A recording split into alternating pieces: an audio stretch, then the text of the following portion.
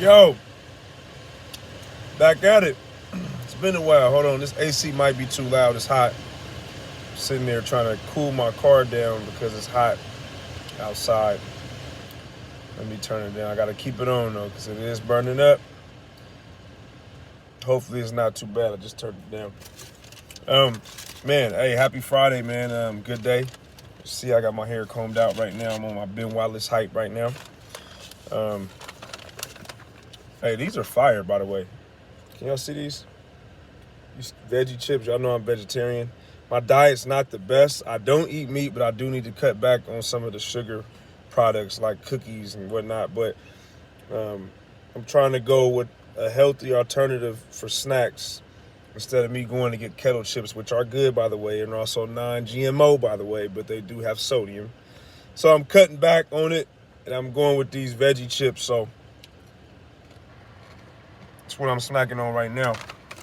But today's video, I want to get straight to the point. We're talking playoff basketball, okay? Usually when I talk NBA, it's always the San Antonio Spurs or Spurs related. But today I'm going to get into playoff basketball. And it's been a very, very entertaining playoff basketball overall. I think the parity's back in the NBA.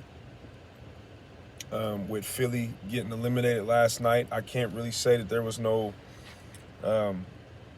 put together teams as far as, quote unquote super teams that are left. I think everybody that are still playing, even the ones that are down 3-2, like the Grizzlies who play tonight, they were built through the draft for the most part. They're franchise players. They drafted them. Or most of their team were drafted there, and they added one or two pieces to put them in the position that they're in. Like Phoenix, we know Chris Paul wasn't drafted by Phoenix, but Phoenix have laid down a foundation. And that's gonna be the first team I'm gonna talk about. Phoenix is in a tough situation right now. I do believe they'll win Game 7 on their home floor, but under one circumstance. If that game is if they don't jump, to me, if Phoenix does not jump out on Dallas early and it's a back and forth game, Phoenix could be out, bro. Phoenix could be out. They could be out the playoffs on their home floor. I think if the game is close, I feel like Dallas has a closer in Luka, and I know Phoenix has a closer. They got two closers. We know Booker and Chris Paul have proved to close games, but man, I think this is. I didn't think this series would go like this. I'm gonna be honest with you. I picked Phoenix to win in like 5 or 6. I'm not gonna lie, because I just felt. I mean, Dallas. Luka having injuries in the first round against Utah, and then I just felt like Dallas just didn't have enough firepower to go at Phoenix. But boy, have they proved me wrong, man. I mean, Jalen Brunson is gonna get paid really soon. And everybody else is stepping up, man. I mean, Smith is having a good series. You got Bullock stepping up. He had a good game last night. Dallas support cast is really stepping up, man. And I think if Phoenix, like I said, I'm still going to pick Phoenix to win that series on their home floor. But if they don't come out strong, and I'm talking like the first 2 quarters, they don't come out with a strong start, it could be ugly. They could go out in the second round, and that would be a huge, huge letdown. And I would feel so bad for Chris Paul, man, because it'd be yet another one where he falls short. But I'm still going to pick Phoenix to win that series. Tonight's game, the Warriors and the Grizzlies. I don't think the Warriors are going to lose on their home floor either. But I will say something, because it's about matchups. Ja Morant is definitely the best player on the Grizzlies. He's definitely the franchise player. He's definitely the most athletic and the most explosive point guard that I've seen since Derrick Rose. And I can make an argument that he may even be more athletic than Derrick Rose to a certain degree. However, I think this particular matchup with the Warriors and what the Grizzlies have to do without Ja, like the certain style that they have to play without Ja Morant, it allows them, to me, to play a better style of basketball to compete against the Warriors without Ja than they have with him. And the reason why I say that is because without Ja, Memphis has to rely less on the perimeter and have to go inside more, which is a weakness of the Warriors. So you see Memphis the past couple games play through Jaren Jackson Jr. And I think that's an advantage for Memphis. Whereas if Ja's out there, we know Ja's going to have the ball. He's going to be the primary ball handler. He's going to be looking to make all the big plays. And rightfully so. I mean, what he did in game 2, I mean, this series is over if it wasn't for Ja Morant putting on the show that he put on.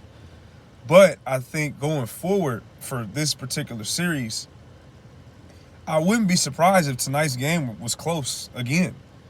I think the Warriors are going to win the game, but I would not be surprised if this was another tough, grinded out game, because I think with Memphis being able to play down low with those bigs should have been something that they probably should have done all series when they had Ja. Like, I think this was the type of series, and I think they'll get better as they get older with playoff experience.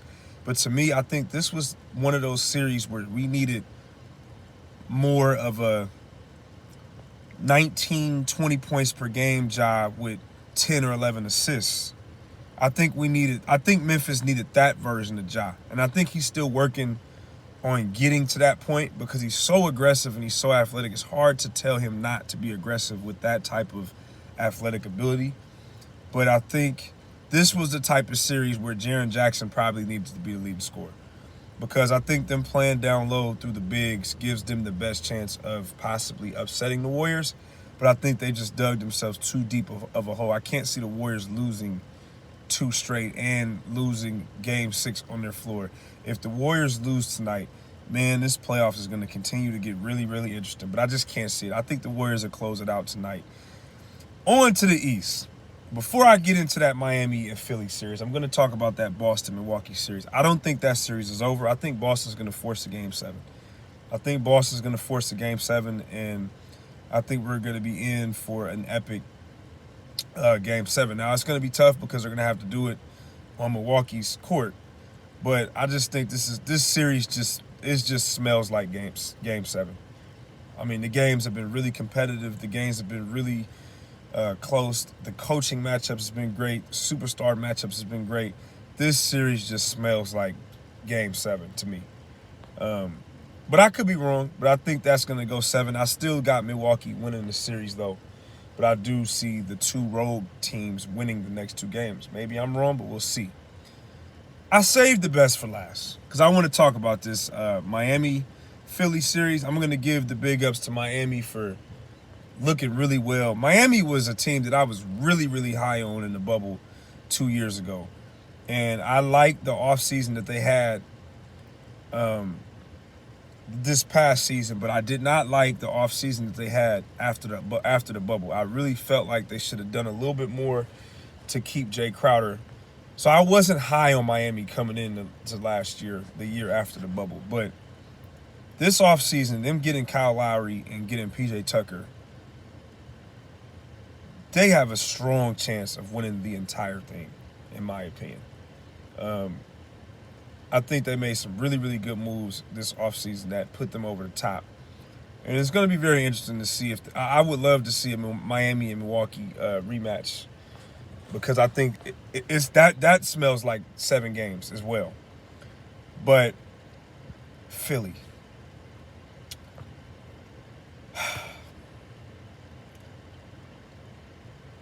See, everybody's going to blame James Harden for the way he looks. And I know he does deserve some of the blame, because I look at James Harden and I say, he's not in the best shape.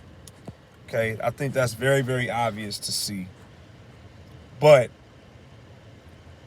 I don't want people to put more blame on James Harden than that Philadelphia front office.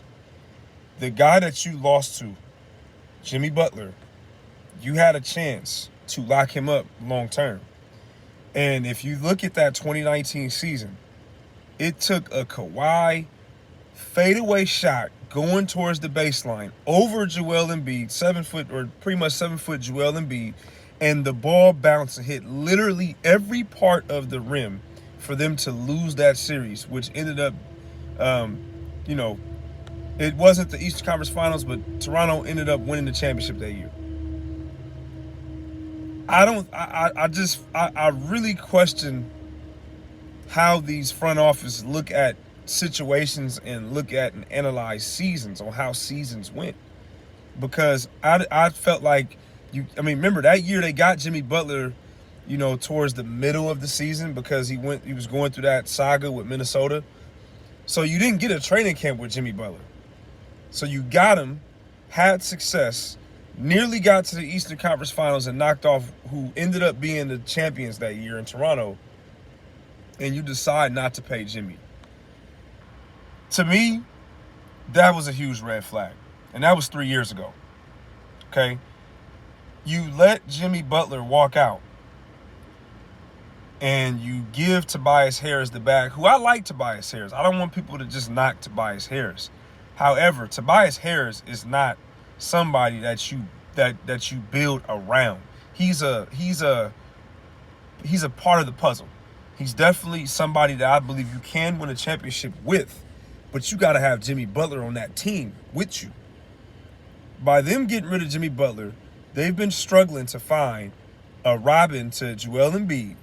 They thought Ben Simmons was that. You trade Ben Simmons for James Harden. And I kind of understand the move because as far as the name goes, but you have to pay attention to what's going on. James Harden did not look like James Harden in Brooklyn. And before he got to Brooklyn, he came to Houston out of shape. So if I'm looking at that, I'm like, I don't know if I give up Ben Simmons for that. I would rather give Ben Simmons up for a young piece. Now, for the Spurs fans, we know Philly was asking for a whole lot to trade Ben Simmons. Like they were asking for Murray and Lonnie, Murray and Keldon, all these rumors we were hearing. But I'm looking at these other trades that went on in the NBA that I felt like Philly could have did a little bit better in getting somebody younger. Like, I look at somebody like Zach LaVine, who I think they should go after this summer, but if you were going to make a trade, I think it would have made more sense to ship Ben off to Chicago and get a Zach LaVine. Somebody younger, you know what I'm saying? Because or Ben Simmons for D'Angelo Russell. Like, I know Russell and LaVine doesn't hold the weight of James Harden holds, but I think those guys would have been better fits. And you go with somebody who's older. You traded a young piece for somebody who's 30 plus and is out of shape. Man, they better be hoping that they better do everything they can to focus on keeping Joel Embiid, because Philly's going to be right back to them trust the process days, man. Because they're going backwards, bro. And I don't know what they're going to do this offseason, but I like Maxey. I think that's probably the only real bright spot besides Joel Embiid. But, man, they better do something this offseason to really make Joel Embiid happy, because it is not looking good for Philly right now. It is not looking good for those Sixers right now. So, man, another second-round exit. And I think this one's worse than the Atlanta one. Believe it or not, I think this one's worse than the Atlanta one, because you put all your chips on the table and it didn't work out. At least the Atlanta one, you went out. You'd have been better off keeping Ben Simmons and making that thing work, massaging that situation than the way they look this year with Harden. This don't look good for Philly. So I'm gonna tell y'all this. This is my finals prediction. It's up in the air with Phoenix, as we talked about, but I do think Phoenix is gonna get through the series. So everybody keeps saying this Phoenix and Warriors matchup. Everybody's looking forward to this Phoenix and Warriors matchup. Everybody know I'm not a Warrior fan. Not a Warrior fan. I don't see Phoenix beating the Warriors. I also don't see that being a super competitive series like everybody thinks. I could be wrong, but I wouldn't be surprised if the Warriors beat them in 5 or 6. I just don't. I look at those matchups and I just don't see how Phoenix holds weight with the Warriors as far as a matchup go, because I like Chris Paul and Booker, but I just feel like the supporting cast of the Warriors are much more dependable than Phoenix in the head-to-head matchup. Like I said, I could be wrong. I'm going to keep saying that. I could be wrong. This is all opinions and prediction, but I just don't see Phoenix doing what even Memphis is doing right now to the Warriors. Memphis is making the Warriors earn everything. I don't think Phoenix has that on their roster. I don't think they have enough versatile guys that can make the Warriors pay. So I really don't think that's the series. The series I'm looking forward to is the potential of a Miami or against Milwaukee or Boston. I think either way, with Miami winning, I think the Eastern Conference Finals is going to be great. I think it's going to be Milwaukee, but I think the finals, the way it's shaping up, I love Miami. I love Jimmy Butler. I would not mind seeing Miami go to the finals at all. That would be like the NBA heaven for the finals, to go back and forth between the Bay Area and Miami. Like, could you imagine that? Like, on both sides, if you're covering the finals, that is the best job, to go back and forth to the Bay Area to Miami. I think that would be the greatest scenery matchup for the finals that we've seen in a long time. However, I don't think that's going to be the final. I think it's Giannis' time, bro. I think we're going to get Milwaukee and the Warriors in the finals, and I think Milwaukee's going to win. I think Milwaukee's going to go back-to-back. I think Milwaukee's going to go back-to-back because I love the development that I'm seeing out of Giannis. Giannis is doing it without Middleton. People are really, they saw the worth of Drew last year, but they're really, really seeing it this year with Middleton being out and Drew being that second option on both sides of the basketball. I think Milwaukee's going back-to-back, bro. I think Giannis is going to put himself in a category with all of the top-tier greats, and he's going to really, really threaten everybody's legacy, because if he wins this year, that'll be back-to-back finals MVP. I'm going to predict that. And it's his second ring. He's not even 30 years old. So I think after this year, this is now going to be solidified as the Giannis era. That's my prediction for the playoffs. You guys have a good weekend. Let's see if I end up being right. I could be wrong all the way, but let's see if I end up being right. My prediction is the Warriors close out tonight. Phoenix wins Game 7. Milwaukee and Boston go 7, but Milwaukee wins the series. Milwaukee beats Miami. Warriors beat Phoenix. We get the Warriors and Bucks in the finals, and I see the Bucks coming out on top. Put your predictions in the comment box below. We out.